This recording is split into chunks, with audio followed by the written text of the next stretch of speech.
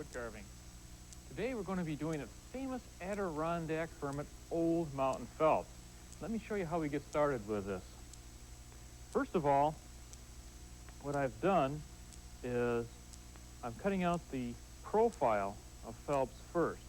I've taken my pattern, which I made out of metal because I like making a lot of these guys, and traced around that, and I've cut that out.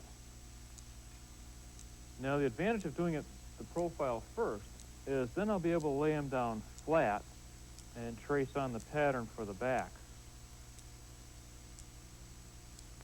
This gives you a flat surface that you can lay down on your bandsaw table to carve around it. You can also just whittle this right out of a block of wood.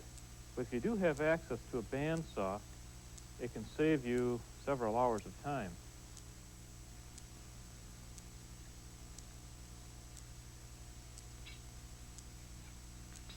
Just go back over and cut the rest of this out.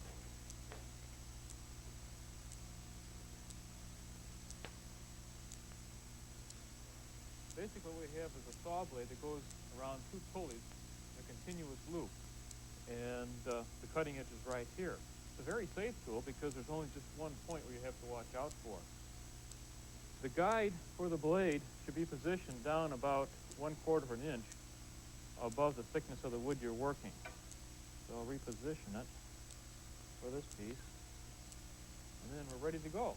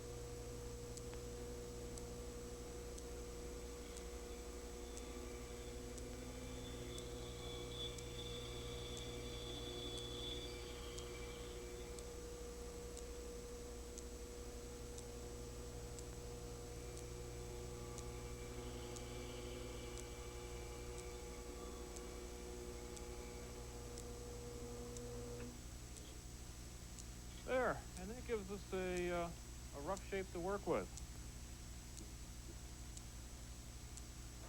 Now for carving them, what I'm going to do is just put them right down in the bench here and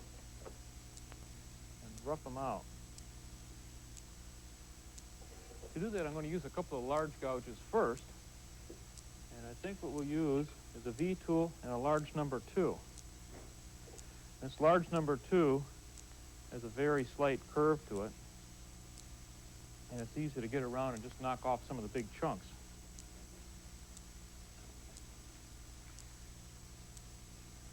Now, Old Mountain Phelps is one of my favorite Adirondack historical figures. He was born around 1817 and died in 1905. He lived to a ripe old age of about 88 years. Now, unlike some of his contemporaries, Phelps wasn't exactly a hermit. He was a character, but he didn't mind people all that much. As a matter of fact, he got married and lived in a place called Keene Valley, which is up near Lake Placid, for the better part of his life, and actually raised a family. But he was still a little bit different. And when I'm carving this out, I'm going to be using this V tool to kind of shape down some of these areas. And that's just two straight sides that come down to form a little point of a V.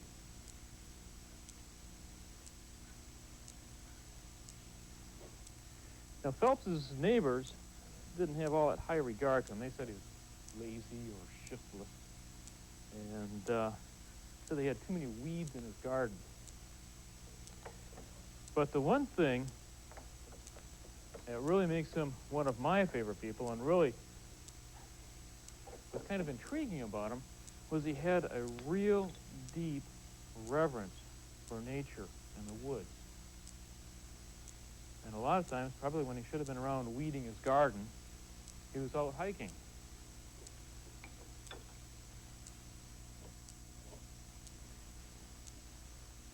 And he had a real strong, abiding love of the wilderness. I'm just going to take and make a couple of vertical cuts here.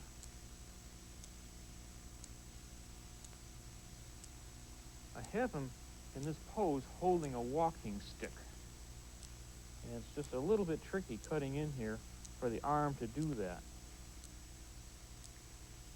This wood I'm using is air-dried white pine. And it seems to be a good wood for carving a character like this. First of all, it's a nice carving wood. It has a fine grain, it holds detail well, and also it smells good to work.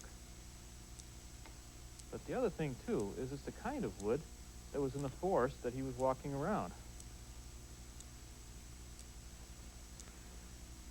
So anyway, it's easy for us to think in this day and age that, well, big deal. So he liked to go out and take walks in the woods, and he thought the views from the mountains were beautiful. But you kind of have to understand where he was coming from here. Because back in the early 1800s, this was kind of a radical concept. And people who thought that way were considered a little bit weird. You see, our Calvinistic and our Puritan forebears always had the feeling that woods represented evil. And it was man's duty, as dictated by the laws of God, to go out and subdue the woods. Now, generally, that also meant exploiting. And people would come in and they'd lay whole tracts of land bare for mining or for forestry. And you have to remember that the foresters back in that point in history weren't conscientious like they are now. They weren't into serious forest management. Their policy was, if it grows, cut it. And they would clear-cut whole areas of forest and cut whatever they could get out of it, and then they would leave. And it was very, very poor practices because it just devastated the land. It caused a lot of erosion, and it was extremely destructive to plant life, wildlife, and anything else. So this was the kind of mentality that people had when Phelps was going out saying, wow, go out in the mountains and look at this pretty view, isn't this neat? So he was considered a little bit weird by some of his neighbors. A lot of the high peaks in the Adirondacks, a lot of the trails are ones that Phelps opened up. And they did name a mountain after him in the 1800s.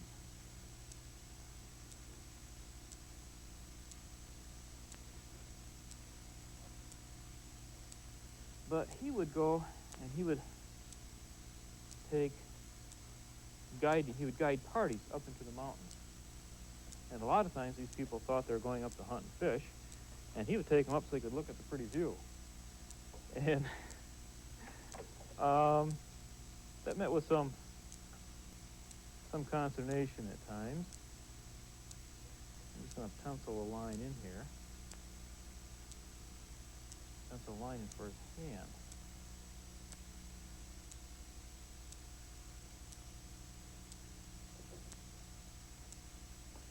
But the important thing that Phelps did, in my opinion, was he really began to introduce people to the concept of the beauty of this particular region. Much in the same way that Thoreau influenced a lot of thinking that people had, John Burroughs and John Muir. And I believe that Phelps is really one of the people that was instrumental in making people aware of the beauty of the Adirondacks and, in his own way, helping for preservation. Because the Adirondacks is a big chunk of land in upstate New York. And it's about 9,000 square miles, about the size of Vermont, and it's just this big wilderness area that everyone bypassed. Even the Indians didn't try to live in the Adirondacks. The word Adirondack comes from the Iroquois word for bark eater, and they thought that it was just too tough a place to survive. So everybody else in the exploration of our country went west. And then there's this whole big tract of wilderness that had been pretty much overlooked.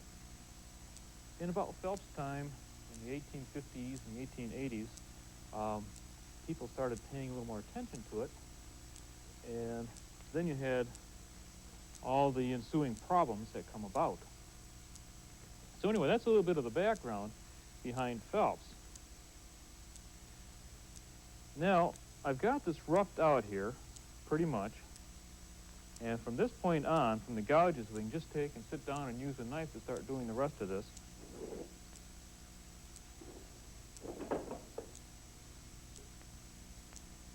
And I'm just going to use the basic whittling stroke here, where I hold the knife and brace my thumb up against the wood, and then just carefully draw that down through the wood here.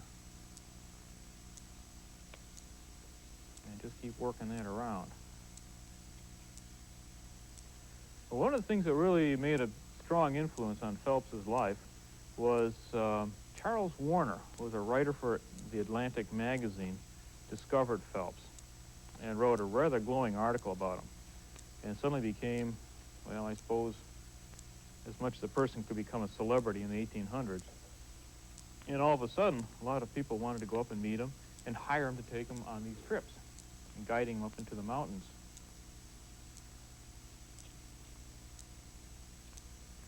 And he seemed to enjoy the fame. It gave him a chance to,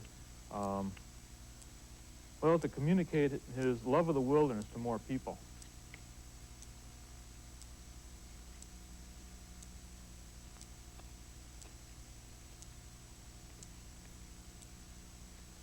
He was also very religious. He was superintendent of one of the local community Bible schools, Sunday schools. And I guess they were interesting meetings because some of his observations of the laws of nature didn't always fit in with what the scriptures said. So, all in all, this guy was really quite a character. When the Adirondacks were first surveyed, he guided the surveyor, Verplanck Colvin, up around through the area. And it was on the efforts of those two people that the land was really mapped for the very first time. No one really knew just what was up there in terms of size or anything else. Now, as we're working along on this, eventually, when we get this guy rounded out, I'm going to come up with something that looks a little bit like this. And the only difference that I've done on it is I continue shaping around the legs. For the boots here, you just work this down and then trim that off. It's just a simple little whittling arrangement here. But this is where you get to eventually, after about another hour or so's work. For shaping the hands, what we can do is take a V tool, or in this case, I'm going to use a macaroni tool.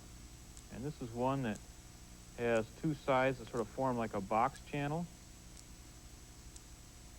And I'll just work around his cuff here.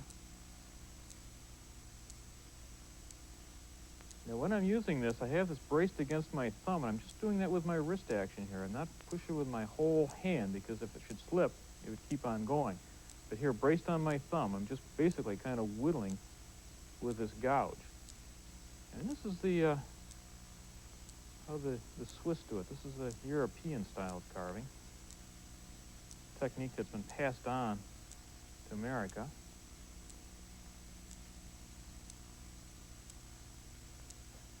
So after I get the cuff, then I can just take my knife and shape the hand. Now when you're carving hands, don't worry about how many fingers or this or that. Just go with the general shapes of it first. Just work out the overall shapes of the fist. And then the details will take care of themselves.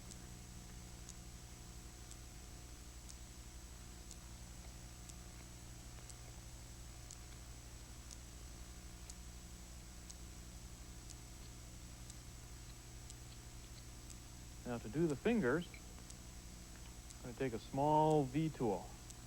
This is a 3mm V tool, similar to the one I was using earlier, except it's just much smaller. And we can take and we can carve out the area around where the thumb will be. Come around there. And then just make a line to go around to simulate where the fingers will lie. If you have any doubts on how to do this, just make a fist with your hand and hold it up in about the same position. And that'll give you a feeling for how these shapes should go. That's the best model you can use, is your own hands on this.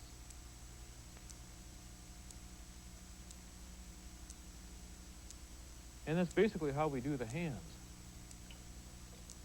Now, for doing the face, this is a little bit different. He had a rather large tangle of hair. Some writers said it looked like they'd never seen a barber shop.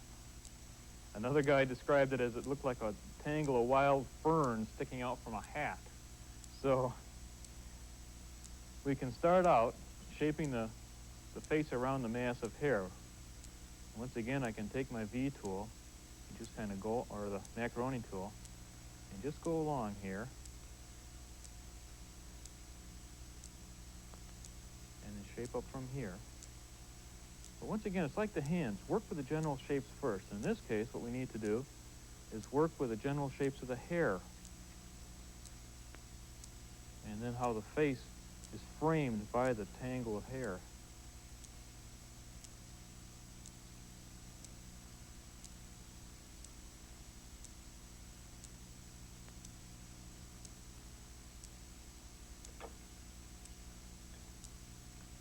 And then it's just a matter of coming around here and smoothing this down. And we can shape the rest of that later as need be. Now what I've done here, I've gone and I've just made a notch for the eyes and a notch for the nose. When you're doing a face, the easiest way to get this laid out is to work with a profile first, because the profile is what gives you the identifying characteristics of a person. And that serves as a good guideline for us. I'm going to make his nose a little on the small side. He had kind of a cute little turned up nose. Kind of looked like a gnome if you look at the old photographs. Now for doing the nose, I'll just incise a couple of lines on either side of it and then carefully tear away the cheeks. Now the way I'm holding my knife here is I have my left thumb braced against the blade. I'm just using a little bit of a levering cut there, just to take that down. That's the beauty of doing these characters like this, is you can use just a couple of the whittling techniques and you can do the whole thing that way. Fantastic. Now this style of carving faces is something I learned through my family many years ago. And it's basically it's an old German folk style that was brought into this country many years ago. Oh, about the time of Phelps, actually, 1800s, 1850s. You just pare down the cheeks there. Now for doing the cheeks, Make a little cut on either side of the nose. Take out a little chip. And there we have a cheek. Come around the other side.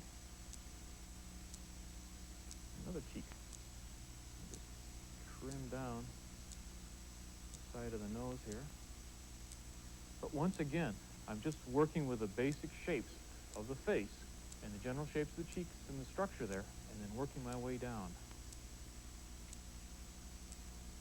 And just round off the sharp edges. Now for doing the eyes, I'll use a little bit of a different technique. Once again, I'll take the knife in sort of a pencil grip, and I'll incise a line around there. And then I'll take and incise another line above that. These aren't going very deep, only about 30/2 of an inch or 1/16 of an inch. Make one over here for the other eye. And what we're doing here is suggesting details. I'm not carving this eye exactly as it would appear, but instead, I'm just taking and suggesting the basic details. And then the viewer, when he looks at this, their mind kind of fills in the details. Just take a very thin slice out there. Look, that piece is so thin you can almost see light right through it. I'll take one from the top.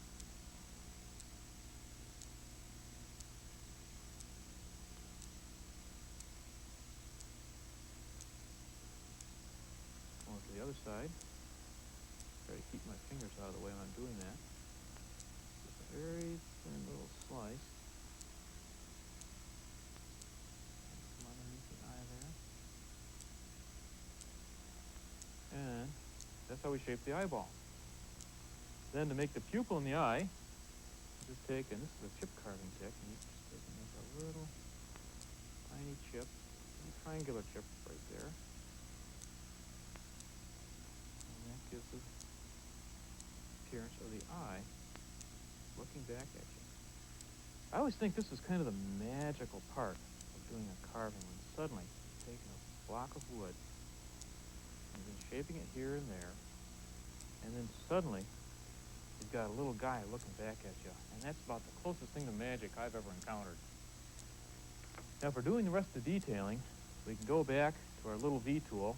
This is a 3mm one, and we can take and work in the hairlines, and come around and do the beard, and just kind of use that to incise the lines in there, and so forth.